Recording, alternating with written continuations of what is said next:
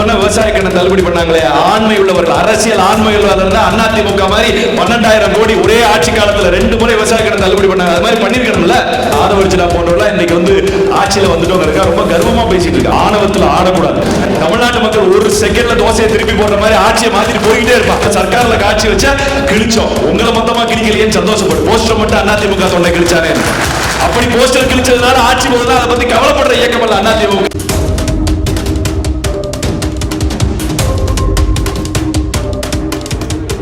உங்களுக்கு நடிக்கப்பட்டுதான் தெரியும். ஆதவர்ஜினால் சொல்றாரு 2017 வரைக்கும் நாங்க அந்த ஆட்சியை ஏத்துக்குவோம், அம்மா ஆட்சியை. 2017 பிறகு அது அதிமுக இல்ல. ஏன் புரட்சி தமிழர் எடப்பாடியாருடைய ஆட்சியினுடைய கால் தூசுக்கு உங்களுடைய தாவே ஆட்சியினுடைய ஆட்சி வராது.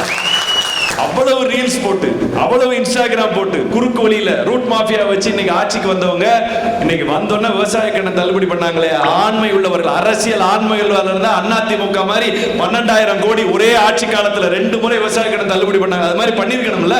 புஷியானந்த் சொல்றாரு, சர்க்கார் பட போஸ்டர் நீங்க கிழிக்கலன்னா எடப்பாடியார் தான் ஆட்சிக்கு வந்திருப்பார். சர்க்கார் பட போஸ்டர் எதுக்கு கிழிச்சோம்? அதிமுக தொண்டை எதுக்கு கிழிச்சா? நீ புரட்சி தலைவி அம்மா அவர்கள் கொடுத்த மடிக்கணினியை உதாசீனப்படுத்தி சீன் வச்சே கிழிச்சோம்.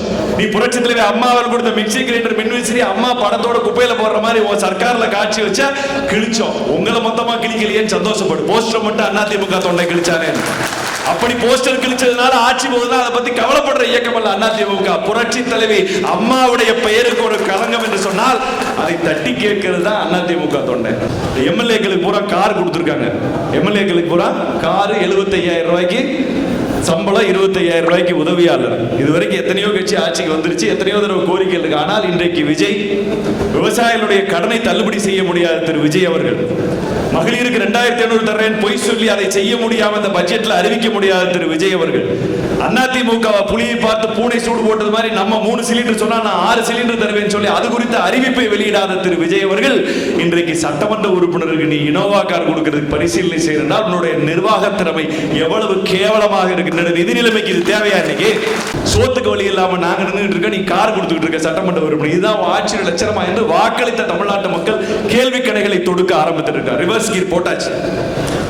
அதனால புஷியானதெல்லாம் நினைச்சு பார்க்கணும். தலைவா படம் ரிலீஸ் ஆகும்போது சீட்டு நுனியில உட்கார்ந்து அண்ணன் எடப்பாடியார் வீட்டுல எப்படி உட்கார்ந்து இருந்தீங்க, இன்னைக்கு உங்க கட்சியில இருக்க கடம்பூர் ராஜா அண்ணன் கேட்டு பாத்தீங்கன்னா தெரியும்.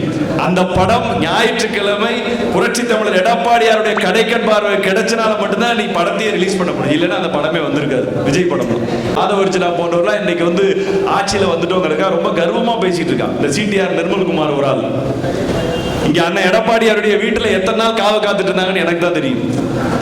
இன்றைக்கு அவரெல்லாம் போய் பேசுறாங்க அண்ணன் எடப்பாடியாரை பத்தி. நான் மீண்டும் சொல்லுகிறேன், ஆணவத்தில் ஆடக்கூடாது. அரசியல் அரங்கில வந்து ஆணவம் இருக்கக்கூடாது. திரு விஜய் சொல்றாரு, 3 ஃபைல் வச்சிருக்கேன், எப்ப வேணாலும் ஓபன் பண்ணுவேன், இடைத்தேர்தலையாவது உங்களுக்கு நல்லது நடக்கணும்னு பாக்குறேங்க. ஏதோ இந்த வெற்றி அவரே தானே பெற்றது போல நினைச்சிட்டு இருக்காரு. ஒரு அசாதாரண அரசியல் சூழ்நிலை, மக்கள் குழப்பத்துல வாக்களிச்சா நீ அந்த இடத்துல உட்கார்ந்து இருக்கீங்க. தமிழ்நாட்டு மக்கள் ஒரு செகண்ட்ல தோசையை திருப்பி போடுற மாதிரி ஆட்சியை மாத்திட்டு போய்கிட்டே இருப்பாங்க. அப்ப அந்த கர்வமான பேச்சு, அந்த அநாகரிகமான பேச்சு, தாய்மாமன் சீர், நாங்க தாலிக்கு தங்கன்னு கொடுத்து 15 வருஷம் ஆச்சு, நீ இப்பதான் தாய்மாமன் சீர் பேரு தான் மாத்த முடியும். சோறு தமிழ்நாட்டு மக்களுக்கு அதிமுக தான் வைக்க முடியும். நாங்க கொண்டு வந்த மாதிரி அம்மா உணவக யோசிக்க முடியாத ஒன்னால, எடப்பாடியார் யோசிச்ச மாதிரி 2000 அம்மா மினி கிளினிக் ஒன்னால கனவுல கூட யோசிச்சு பார்க்க முடியாது. அப்படி ஒரு திட்டத்தை நடமாடும் ரேஷன் கடை எவனாலும் யோசிக்க முடியாது. 2000 கூட்டுறவு கடைகள் மூலமா நடமாடும் ரேஷன் கடை.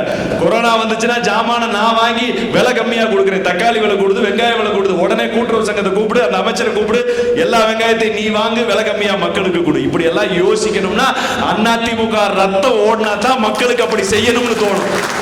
நம்ம கட்சியிலிருந்து இன்றைக்கு வெளியேறி போயிருக்கிறவர்கள் ஒரு மாய பிம்பத்தை, இந்த கட்சி வீக்கா இருக்குங்கிற பிம்பத்தை தான் அங்க உருவாக்கிட்டு இருக்காங்க. நம்மை நாமே படுத்துக்கிட்டு மல்லாக்கப்படுத்திக்கிட்டு எச்சிட்டு போற மாதிரி.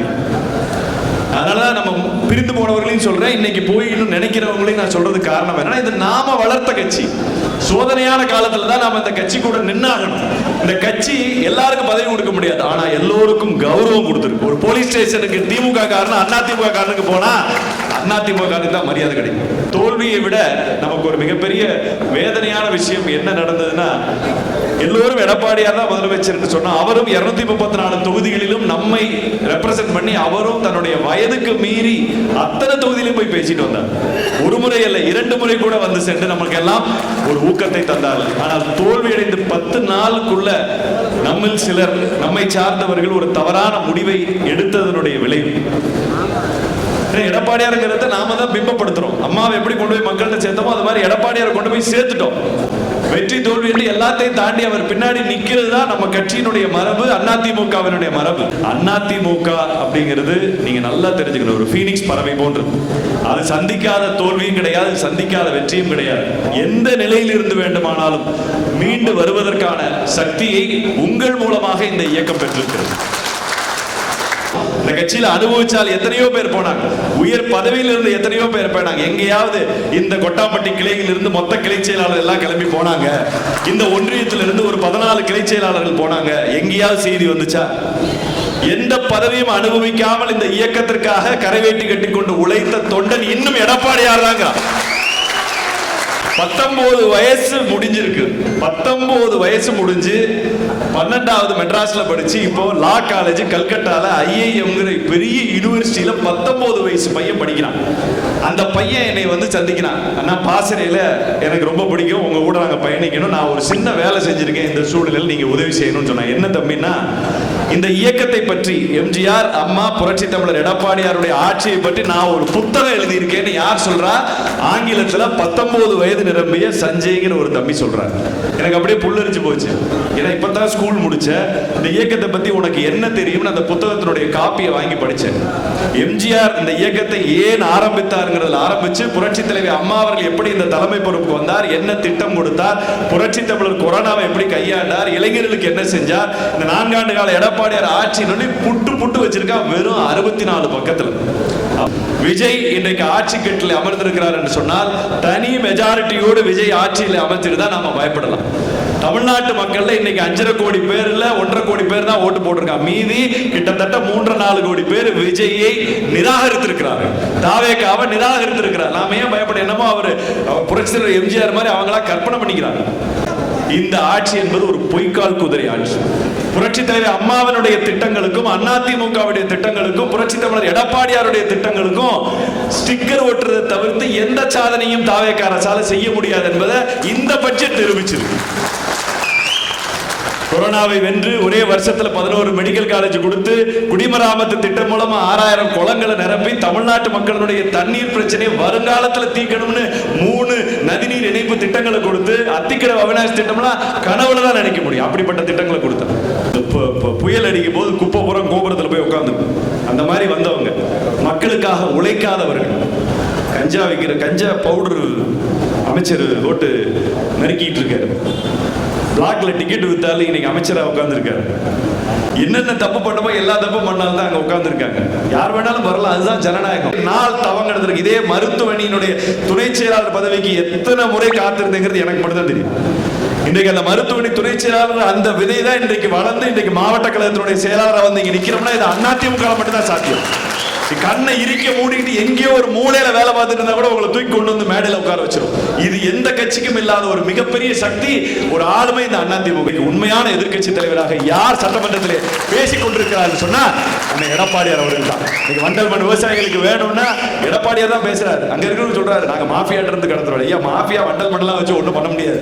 களிமண்ணு செம்மண்ணு வேணா மாஃபியா எடுக்கலாம், வண்டல் மண்ணு விவசாயிக்கு மட்டும் தான் இருக்கு. ஒரே வரி கலோக்கியலா அடிக்கிற ஒரு நடைமுறை தெரிந்த ஒரு பிராக்டிக்கல் நாலேஜ் உள்ள ஒரு அட்மினிஸ்ட்ரேட்டராக எடப்பாடியார் இருக்கிறார்கள். ஒரே ஒரு வரி செய்துதான் நம்ம தலைவனை நாம விட்டு கொடுக்க கூடாது, நம்ம இயக்கத்தை நாம விட்டு கொடுக்க கூடாது. டீ கடையில பேசினாலும் சரி, கல்யாண வீட்டுல பேசினாலும் சரி, இன்றைக்கு தோல்வியின் முகத்திலே நாம் இருந்தாலும் கூட நம்முடைய வார்த்தைகள் வெற்றி முகத்தை நோக்கி இருக்க வேண்டும். நாங்க திருப்பி வருவோம் அப்படின்னு நாம சொல்லாம பக்கத்து வீட்டுக்காரனா சொல்லுவான், திமுக கட்சிக்காரனா சொல்லுவான் நீங்க திருப்பி வருவீங்கன்னு. ஒண்ணும் பண்ண முடியாதுப்பா, ரொம்ப கஷ்டம்பா. அந்த பேச்சே வரக்கூடாது.